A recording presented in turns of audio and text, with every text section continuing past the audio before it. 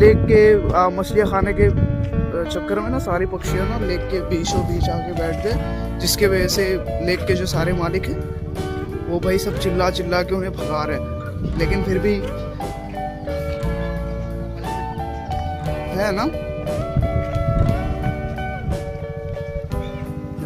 ये व्यूज भाई। I love this views. Morning का व्यूज कोलकाता इतना खूबसूरत दिखता है। बहुत सारे लोगों ने देखा होगा, लेकिन मैं तो जब से आया हूँ तब से मैं फर्स्ट टाइम देख रहा हूँ। मुझे बड़ा पसंद है भाई। ठंडी हवाएं, मौसम खुश है।